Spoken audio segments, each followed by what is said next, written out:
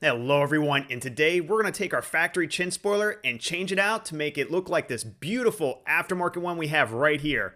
And this is very easy to swap out and requires very little tools, so let's get started. And the very first thing we're going to do, we're going to add some wheel chocks behind the rear wheels. The whole idea is this is going to provide some extra safety before we lift up the vehicle. So now let's go ahead and bring in our service jack and let's go ahead and lift up our Mustang. And we're going to go ahead and lift this up and set it down on jack stands because you always want to set your vehicle on jack stands anytime you're working on it. And I provided a picture here so you can see where the jack points are as well as jack stand points.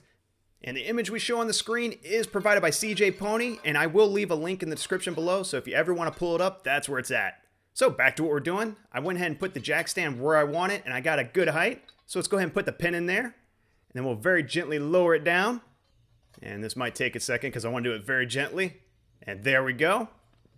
And we'll go ahead and move the jack out of the way and go ahead and do the other side. So again, we're going to go ahead and lift it up, put our jack stand under there, and we're going to see if we can get it in the exact same spot and the exact same height. Very good. And then I'm going to go ahead and add another jack stand in there just as a little bit extra precaution. And then we'll go ahead and lower it down and we'll go ahead and take a look what we got. So we have 4 jack stands and a service jack, but just as an FYI, all you're going to need is the front jack stands. You're not going to need all this. I just did as an extra added precaution. So now that we got the hard part out of the way, let's go ahead and shimmy under the vehicle so we can show you what we're going to do next. And I'm going to try to do it and get in a comfortable position. So we have this low air deflector that's going to have to come off so we can get access to our bolts. And there's quite a few screws we got to remove, but it's really easy. So all you're going to need is a 7mm socket and a socket wrench, and go ahead and loosen up all 21 of these screws. Now you can go ahead and do this by hand, which I'm going to go ahead and do the first one just to kind of let you see what we're working with. And it's all over this low deflector. So you can see how long the screw is. So instead, I'm going to go ahead and use power tools just to make this quicker. You can do it by hand, but since I'm doing this on video, let's go ahead and speed this up just a little bit. And these come out very easily. So there's number 3, there's 4, 5, 6, 7, come on, 8, 9, there's 10, 11, 12, 13, 14, 15, 16, 17, 18, 19, 20, and the last one, 21. Next, we're going to have to grab our trim removal tool and remove 2 push pins. So I'm going to see if I can get under this first one. Come on. All right, there we go. And then I'll try to do this one-handed with the camera in the way, so bear with me. All right, so we got one out, and it looks like it's in good shape, so that's a great sign. Well, let's go ahead and get the second one. And I'm going to have to use 2 hands for this one. And very nice. Now let's go ahead and work our way in the wheel wells because we've got to remove these 2 retainers right here. So we'll take that same trim removal tool and go ahead and pull these out. And there's going to be 2 on each side. So I'm going to go ahead and do the driver's side first. And let's see if we can get this one out. Come on. It's fighting me a little bit. There we go. And you can see where the deflector dropped a little bit. And now we're on the passenger side and we're going to remove these 2. Let's see if I can do this one-handed. All right, so there's one. And let's get the second one. And this is where the deflector already started dropping off. So this probably will happen to you just as an FYI. And come on. There we go. And let me go ahead and pull that out so I don't lose it. So now that we're able to drop our lower air deflector, let's go ahead and pick it up and go ahead and set it aside. You just want to get this out of the way for now. And with it out of the way, we can go ahead and see what we're working with. So looking at our front spoiler or our chin spoiler, we have 3 retainers on one side. Let me go ahead and go to the passenger side. And we have 3 retainers on this side. And these are similar to the ones we saw earlier that we took off with the trim removal tool. And working our way to the front, let me try to shimmy my way under here without bumping the camera. We're going to go have 10 screws we got to take off as well. And these screws are very similar to that low air deflector ones we took off earlier, those 21 screws. These are very similar, but they're slightly shorter, so just make sure you separate it from the 21 screws. But on the bright side, it is going to require that same 7mm socket and socket wrench that we used earlier. Now, as far as getting to some of these, it's fairly easy, but you may need an extension or a universal joint just so you don't rub up against anything too much. So let's go ahead and keep moving forward. So we'll go ahead and start with our trim removal tool, and let's go ahead and remove those 3 push pins from the lower spoiler. And this is 3 on each side, and we're going to start with the driver's side first. I'm going to see if I can pry that first one out. So there's one. I kind of broke the second one, but they come together. And the third one, there we go. And now we're back on the passenger side, and we'll do the same thing. So we got one out. Let's see if we get the second one out. There's 2. And come on. There's 3. And going back to that same 7mm socket and socket wrench, let's go and remove our 10 lower spoiler screws. And these aren't on there too tight. They come off fairly easy.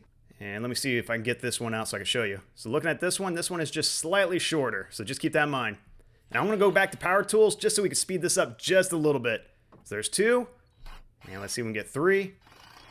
There's 4. And I'm going to skip the center one for now. And let's see if we can get number 5. And then number 6. And come on. There's 7. And there's 8. 9. And the last one in the center, number 10. And typically these usually fall off by now, but let's go ahead and slide this straight out. It is pinned, so just go straight towards you. And there we go. And we're going to go ahead and bring this inside. That way we can take the rest of it apart. So now that we got both chin spoilers in front of us, let me go ahead and zoom in a little bit. And the next thing we got to take off are these U-nuts. And these U-nuts, all you're going to need is a flathead screwdriver, get under it, and just push outward. And then once it gets out of the hole, all you got to do is pull it out by hand. And there you go. Now let me go ahead and bring it in, that way you can see what I'm looking at. Now here's the one we just took off. If you can see the little spring on the inside, it's kind of bent upward. Whereas the new one, it's actually relaxed in the center. And that's kind of what we're looking for. And since we already bought a bag of this new hardware, might as well use it. Plus it'll make our job easier. We don't have to remove the old hardware. And all I have to do is zoom in just a little bit. And then we'll take our new U-nuts. And all you have to do is install them. And this is very easy. They just slide right on until it clicks. Now see if we can get the first one right. And come on, just give it a little push. Beautiful, snapped right in. And we're going to do the same thing with the rest of the 9 of them. So there's 2, there's 3, 4, and 5, 6, 7, 8, 9, and last one, 10. And let's go ahead and zoom out and take a look what we got. And so far, this is looking really good. I'm actually really excited to see how this is going to look. And so far, everything's going together very well. So now let's work our way back to the vehicle and go ahead and install our lower spoiler. Now the good news is these are pinned, so all you have to do is slide it right in the holes. And I'm going to hold it with my knee and apply painter's tape just so it can hold it in place. This will make it easier for me to put all those screws in without it worrying falling off. And all I'm doing is holding my hand and just applying painter's tape just every few inches. And that side looks pretty good. Let's go to the passenger side and make sure everything lines up. We'll add a few pieces of tape, but again, I just use my knee to hold it in place just because it makes it easy on me. And so far this is looking really good. We'll add one more in the center just to be safe. There we go. And now we can move our way under the vehicle, at least in some shade. And I'm going to take these factory push pins we took out earlier. I'm going to go ahead and install them for now. These are not going to be permanently installed. It's just there to kind of support the weight. And I'm going to just put in all 3 just for now. So there's the driver's side, and I'm going to the passenger side, do the same thing. And that should hold. Now probably the theme for this video is probably going to be overkill. So I got some thread locking compound, and it's going to be blue. And I want to go and apply it right on these 10 screws that we're going to put right in our lower spoiler. And I'm going to go ahead and start by finger tightening it for now. I'm going to start with the center one. So we'll get that in there just finger tight. And I'm going to do the same thing on the 2 surrounding it. Same thing, blue Loctite, and then we're going to go ahead and get them finger tight, and I'll show you why. And let's get the third one in there for now. I'm trying to do it without dropping it, so bear with me. Alright, so now I'm going to go ahead and push up on the spoiler while I'm tightening this. And this is important, because without support, you're going to have a gap between your spoiler and your bumper. So I'm going to go ahead and lift the spoiler up. That way it kind of closes the gap. So you can see by looking at the 2 pictures what it looks like with and without support. So just keep that in mind when you tighten these up. So there's going to be 2 methods I'm going to support it. I'm going to either do it with my hand, push upward while I'm trying to hold the socket in place, or most likely I'm going to use my knee. By pressing my knee into the spoiler, I can go ahead and hold the socket and socket wrench. And this should be the second one we're snugging up. Let's go ahead and do the last one. And we just want to make sure this feels good and tight. Feels pretty good. So far it's in place. And we're going to go and do the same thing on the outer ones. So I'm going to do probably like 2 or 3 at a time and just go ahead and lift up my knee as I'm tightening them up. And we'll go and do our outer one right here. Feels pretty good. And we'll go ahead and do the passenger side as well. And there's 2. Let's get that last one at the end. And there we go. So now that we have the screws installed, let's go ahead and take a look at the push pin area. And if you look on the outside, you're going to see a big air gap between the spoiler and the bumper. And that's not good. That's actually a safety issue. And all we did was reuse the old hardware, which is not good. So we're going to go ahead and take those out. And we're going to replace it with something that's a lot bigger and a lot tougher. Now these are a lot thicker, so it's going to be a nice tight fit as you push them in. And if you're curious, these are the cowl retaining clips, and I'll leave a description below in case you want to buy a bag of these. And as you can see, it looks pretty good, so it's going to do the second one as well. And again, let's see if we can get it fit right in there. There we go, and we're going to press down as hard as we can. This is going to be very difficult. Come on. And there we go. Look at that. You can tell it's definitely supporting it. It's not going anywhere. Now for our last push pin, we're going to do something a little different. Went ahead and acquired a stainless steel flange bolt. It's going to be an M6. And I also acquired an M6 lock nut. And we'll go ahead and start threading that on there. Now you're probably thinking to yourself, is this overkill? Yes, absolutely it is. But when it comes to your front bumper or anything around it, I'd rather be safe than sorry. So I'll grab my 10mm socket and a 4mm Allen wrench. Let's go ahead and tighten this up. Now this is a lock nut, so once it's snug, it shouldn't go anywhere. And let's go ahead and take a look at our gap. Look at that. Looks like we filled in that gap almost 100%. You see just a little bit of light shining through, but it's definitely not going anywhere. I definitely feel confident about this setup. And we'll go ahead and do the same thing on the passenger side as well. Take out all these old pins, and then go install our new hardware. And that feels good and tight. And now going back in the sun, let's go and remove some of this painter's tape. And I'm liking how this is looking so far. This has got a nice aggressive look. This looks factory. I don't really see any issues whatsoever. This actually turned out really nice. Now let's go ahead and take that last piece of tape off. Look at the side. Man, this actually feels really sturdy. All right, so before I get too excited, let's go ahead and finish buttoning everything up. So I'm going to put in my lower air deflector. And all I'm doing is just go ahead and lifting it up and make sure it's sitting above the chin spoiler. And all we're going to do is line all the holes up. And it should go in the same way as we took it out. Very easy. And make sure everything looks pretty good. Alright, so I'm going to hold it right there. I want to go install the 2 push pins for now, the ones at the very ends. That will just pretty much provide support while I put in all the screws. So now we can relax and install all 21 of those screws. Now it doesn't require a lot of torque, it's only 18 inch-pounds. So I set my drill to the lowest torque setting just to make sure I don't over torque these. And I'm going to go ahead and count them all through just to make sure I didn't miss any.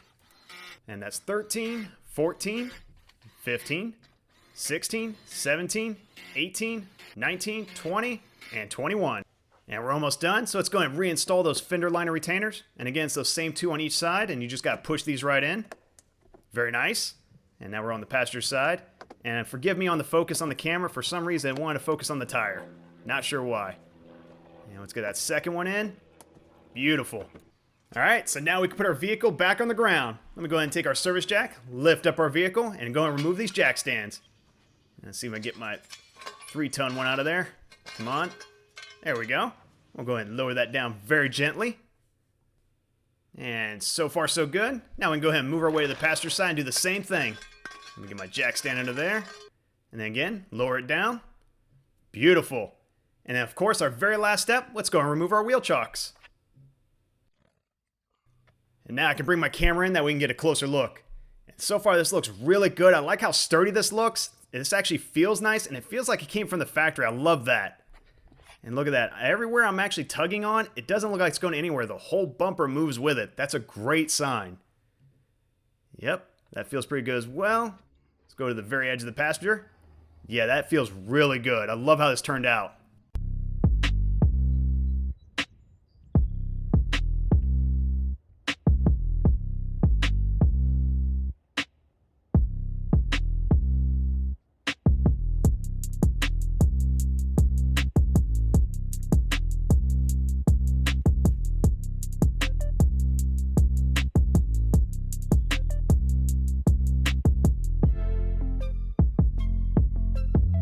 Well, I loved how this turned out. This definitely exceeded expectations. If you found this video helpful, please like and subscribe.